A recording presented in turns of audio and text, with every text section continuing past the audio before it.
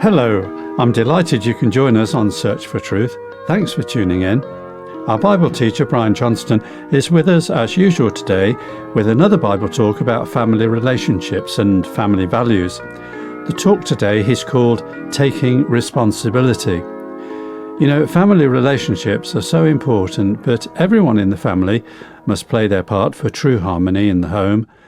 The strengths of one parent sometimes can compensate for the shortcomings of the other, and many children have to take up the role of carer for their disabled parents, and many parents become carers for their own parents when they become too old to be independent, as in my case. Christian principles and biblical advice can be very valuable in these and other situations, and here's Brian to share them with us. Thanks, John.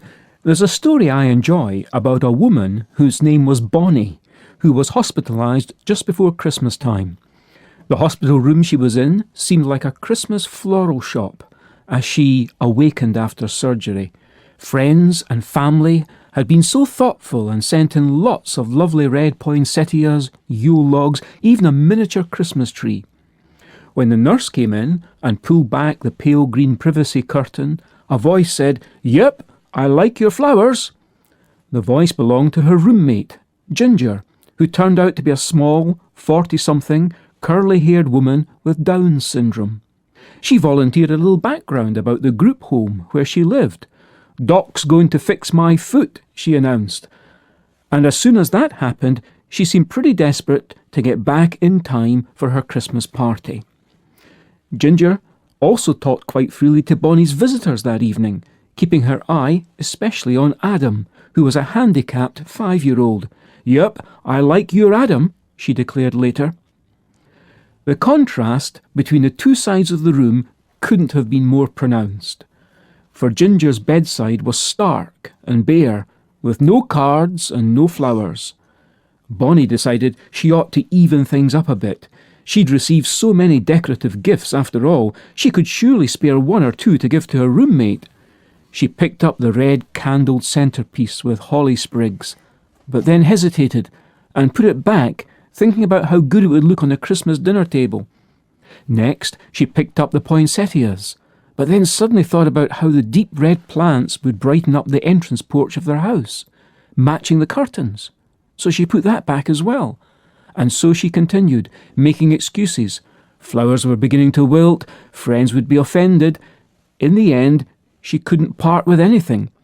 Instead, she decided that she'd buy something for Ginger from the hospital shop the next day. Before that could happen, the lady with the sweet trolley gave Ginger a small green Christmas wreath with a red bow. Ginger was so thrilled with it when she pointed it out to all Bonnie's visitors that evening. At breakfast the following morning, the nurse told Ginger that the van from the home was already on its way to take her back. At first, Bonnie was so pleased for Ginger that she'd be back in the home in time for the Christmas party she'd really been looking forward to. But then she realised the hospital gift shop wouldn't be open for another couple of hours, so she wouldn't be able to get that present for Ginger. Once more she wondered if she could part with any of her many beautiful gifts, but couldn't come to a decision. As the nurse helped Ginger into her wheelchair, suddenly she said, "Wait!" and hobbled over to Bonnie's bed and gently laid her solitary wreath on her lap. "Merry Christmas," she said. "You've been so kind. You're a nice lady." Then Ginger gave Bonnie a big hug. Bonnie was lost for words. Her moist eyes fell on the small wreath she was now holding. It had been Ginger's only gift, she thought, and she gave it to me. What a Christmas message that was for Bonnie. So often the problem with Christmas is that with all the presents we receive from family and friends, we can become very self-centred and selfish. How different from the Lord Jesus, who gave all he had.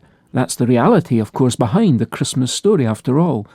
Nowhere is it better summed up than in 2 Corinthians chapter 8 and verse 9. That verse says, "Though he was rich, yet for our sakes he became poor, that we through his poverty might become rich." All this connects with the fourth point from the account of Paul's pastoral care for the Thessalonian church. We've been considering 1 Thessalonians chapter 2, starting at verse 7. First of all, Paul said that he and his fellow workers had been gentle among them, as a nursing mother tenderly cares for her own children.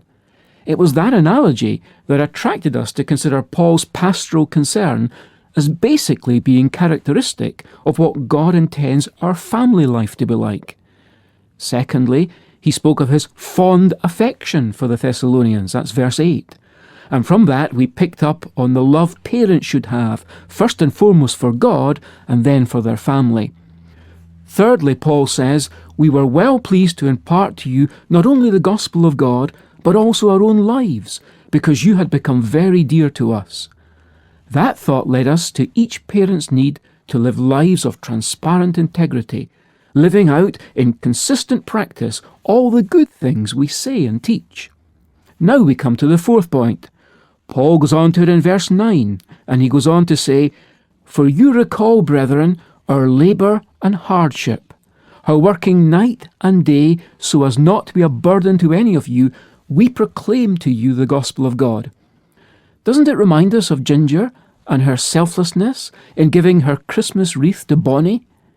Paul and the other evangelists had shown selfless diligence in that they'd also worked to support themselves financially while sharing the Christian message with the Thessalonians. Again, how typical of parents. Paul's words to Timothy in his first letter, chapter 5 and verse 8 come to mind.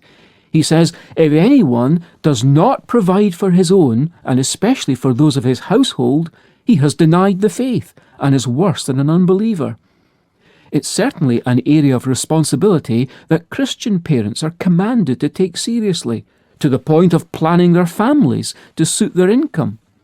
As if to reinforce it, Paul says in 2 Corinthians 12 and verse 14, For children are not responsible to save up for their parents, but parents for their children.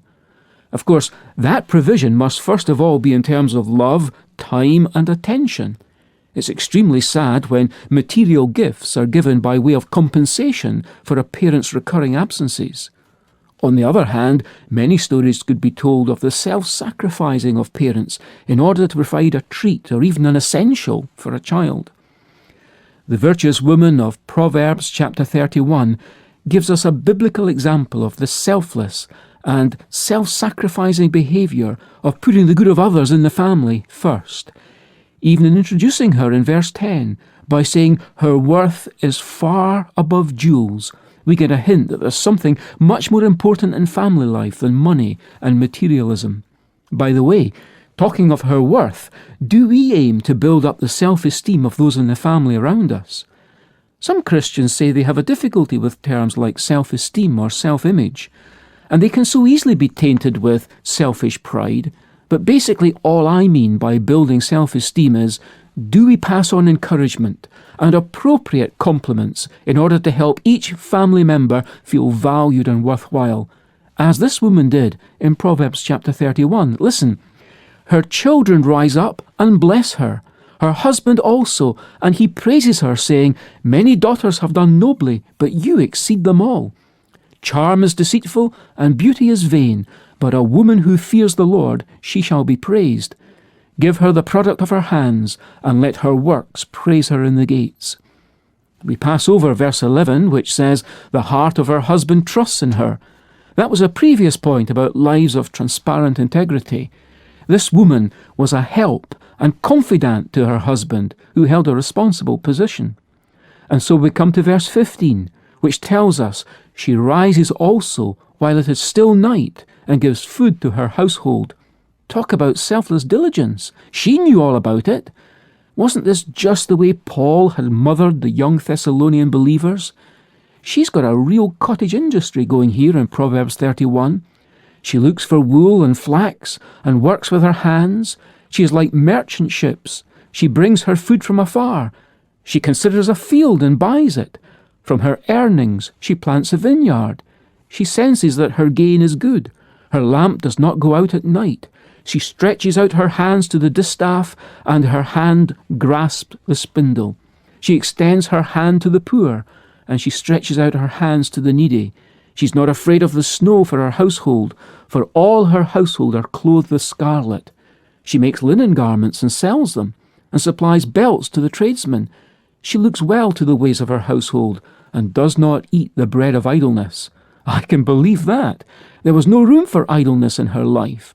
But the picture I get is not one of rushing competitiveness between different compartments of her life, and all with stress and conflicts of interest between home and career, say.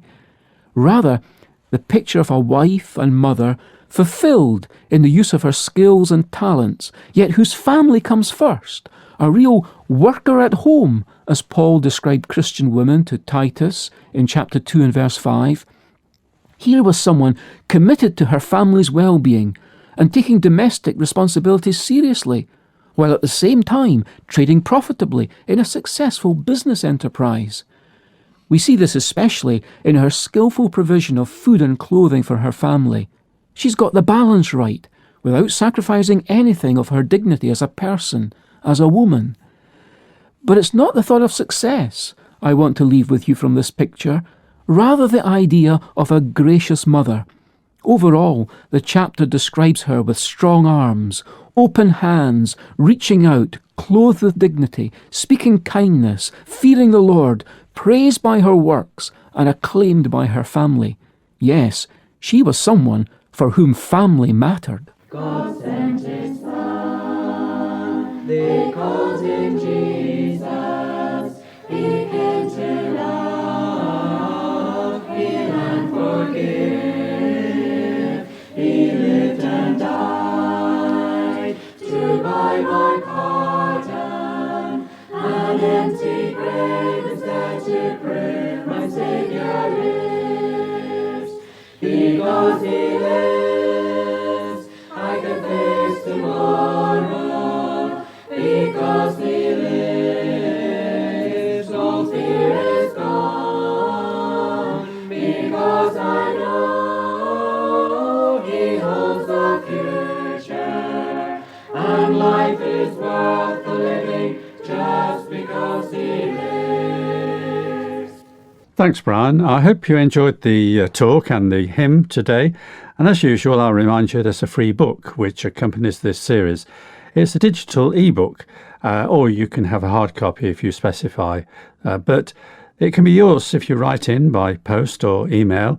And we'd also be pleased to hear any comments or questions you might have after listening today. If you want a copy of the book, just ask for Vital Home Truths. And as I say, you can do it by post or by email, and here's our postal address first. Search for Truth, Hayes Press, The Barn, Flaxlands, Royal Wootton Bassett, Swindon, SN4 8DY, UK. And our email address is sft@churchesofgod.info. Now, you can also look out for Search for Truth, featuring on www.twr360.org. And this will give you, if you tune in, yet another excellent way of accessing again what you first heard here on air.